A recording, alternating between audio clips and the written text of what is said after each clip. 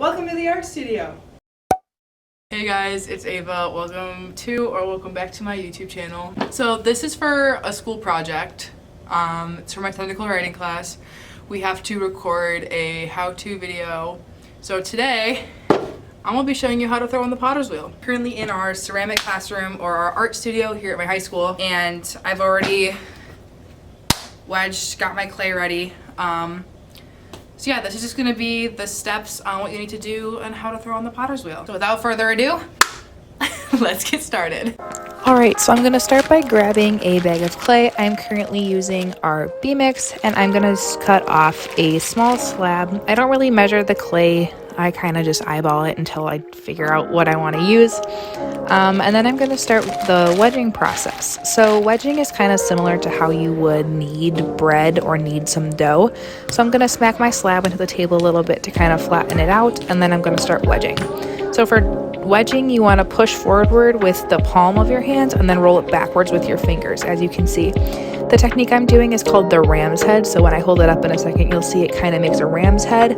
Got the spirals on the side and the face in the front. Then I'm going to smack it into the table a little bit and create kind of a pyramid shape to make throwing on the wheel just a little bit easier. Next, I'm going to grab a plastic bat, and then I'm going to put my wheel together. So now I'm putting the slip guards on the bottom of my wheel to help kind of contain the mess. Then I'm putting my bat on top of the potter's wheel. Then I'm going to go over and grab a bowl to put my water sponge and my wooden rib in for later. Next, I'm going to start prepping the wheel, so I just took a small wet circular sponge and got it wet, and I'm now cleaning off the dry clay that's on my bat. So I kind of just started my wheel and started pressing slowly, going with the bat and just getting all of that extra clay off.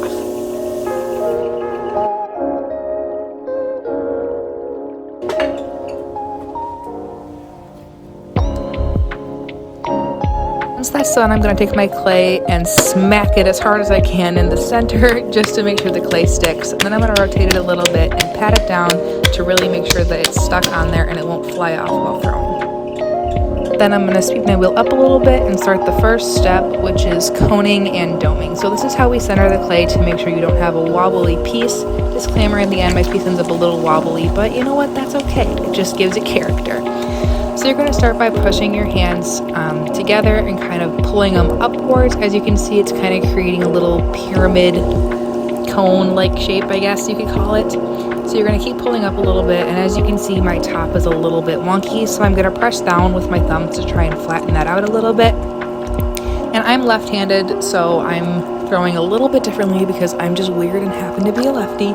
Then I'm going to take the palm of my right hand and slowly press down the top of my cone, and then with my left hand I'm pushing inwards, because you can see it's kind of mushrooming out right now, and you don't really want that. You want it to be a flat dome, I guess you could call it. So you just want to keep repeating this process until your piece is centered, and then once you're centered, we are going to start opening. You might have to do this process 2, 3, or even 7 times until the clay is centered. There's no set number, it's just whenever you feel that your clay is centered.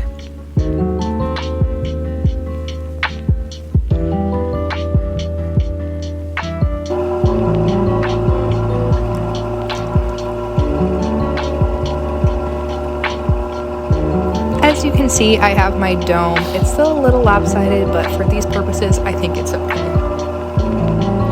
So next, I'm going to take my thumbs and push into the center of the clay while still holding my hands on the outside.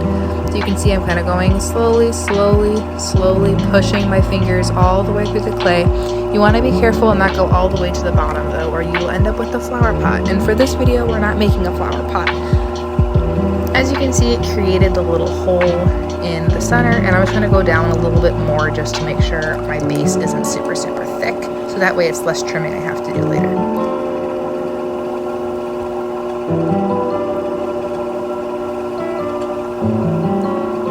Once that is complete, you are going to start pulling out your clay, or opening your clay, I guess you should say, not pulling out. That just sounded really weird. Anyways, To open your clay, I like using my 2 middle fingers, and you are going to slowly pull the clay towards your belly button, when with your opposite hand you are going to push inwards. So you're kind of doing 2 opposite effects here, and as you can see, the hole is getting bigger and bigger. So you're just going to keep doing that until you reach the outside of your clay, like so.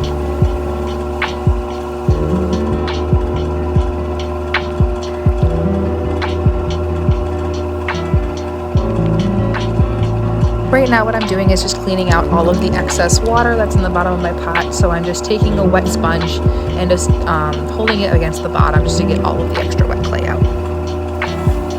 After you have completely opened your clay and you have gotten it to the outside, next it is time to pull up on our clay, which just makes our piece bigger. I didn't end up pulling up a ton, but it's still a good idea too. So to pull up, you're going to pinch the bottom of your pot or clay vessel with your outside finger, and then with the inside, you're going to pinch just slightly above where your other finger is, and you're slowly going to start raising the clay. As you can see, there's a little tiny ridge shown right here, so I'm slowly going to pull that up. So you're going to pull all the way until you get the ridge, but don't exactly hit the ridge, otherwise you'll get little triangle tops, which you don't want. My piece is a little wobbly, but that's okay. It just gives it character. So you can keep pulling up until you feel your pot is good. You want to make sure the walls aren't too thin, otherwise your piece will collapse. Nobody wants their piece to collapse. So I just like getting all of the extra slip and stuff off of my mat. You definitely don't have to do this, and by no means is this a clean project. So the messier the better sometimes. I just like having a clean mat. Next, I'm going to start compressing the rims. So you kind of want to make an H with your fingers, and with your 2 fingers push the insides and outsides, then with your top push down on the top to kind of make that clean, crisp ridge. Next, to trim the extra clay off the bottom, you're going to want to take your wooden rib and kind of push in the bottom like that. That just gets rid of all of the extra clay that you don't need to help make trimming easier. And then I like when the outside of my piece is smooth, so I'm going to take my wooden rib and kind of angle it upwards and slowly pull up with my piece. I'm not here to mess with the shape, I'm just here to make the outside smooth. As you can see, it made it a little smoother. It's easier with the metal rib, but I was too lazy to go grab one. So I just got finished throwing on the wheel. This is what my hands look like, all full of slip and super wet. So before I explain anything, I'm gonna go wash my hands. As you can see, this is stuck to the bat. It's not gonna fall off. So before we cut this off, we have to dry it a little bit because right now it's fresh, it's super wet and super bendy, and we want it to keep its shape. So I'm gonna grab a heat gun or a hair dryer, whatever you have at home, and dry it for a little bit so it can get just before leather hard so we can take it off the wheel. So this is the hair dryer that we have here. Our teacher is amazing, and she just goes to Goodwill and gets all of the old hair dryers that we use for drying out our clay. Just pull this one down, plug it in, and dry it.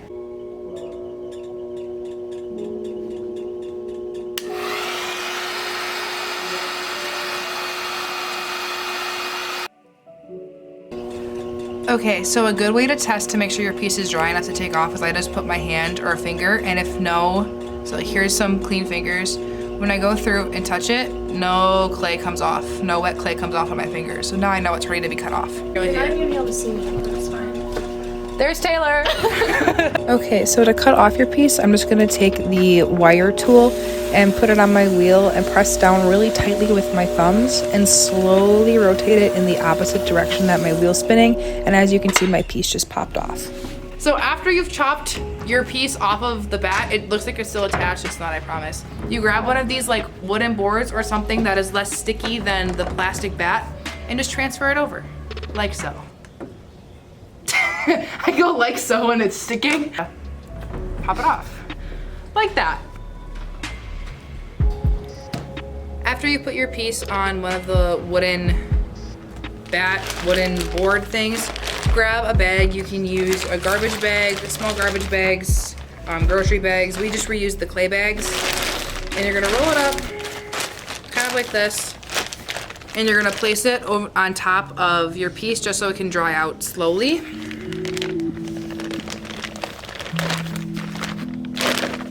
Then you just let it sit overnight so you can trim it the next day. Next, it's time to trim. So we have one of these fancy centering plate things that keeps our piece centered for trimming, because we want to make sure that when we're trimming, our piece is centered, or our bottom is going to look really, really weird and off-centered. So to trim, you're going to take one of our trimming tools and start in the middle of your piece and slowly work your way outwards, trimming off all of the excess clay.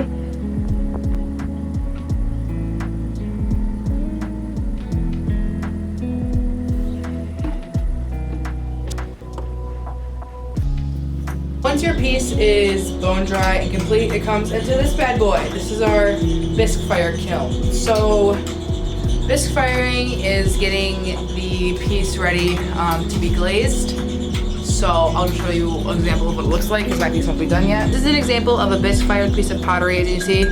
It's hard now, and it has kind of an off-white cream color. So that is what our piece will look like after it's been bisque fired. So bisque fire usually gets fired at cone 04, which is roughly this degrees, so it's very, very hot. So yeah, and then the two different glaze options we have are low fire and high fire, and those get fired at either cone 05 or 06, or cone 5 and cone 6.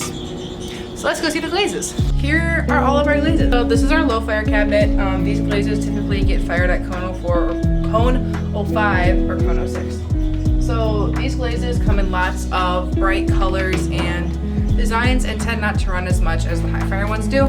Next on to the high fire. These glazes get fired at cone 5 and cone 6. So these glazes tend to be more neutral, I don't want to say boring colors, but can have really pretty designs and chemical reactions because of the high temperature, and these tend to run a lot. So I don't know if you can see, but all of these pieces down here are all examples of high fire glaze. So like this one, for example, this is an example of one of the high fire glazes that we have.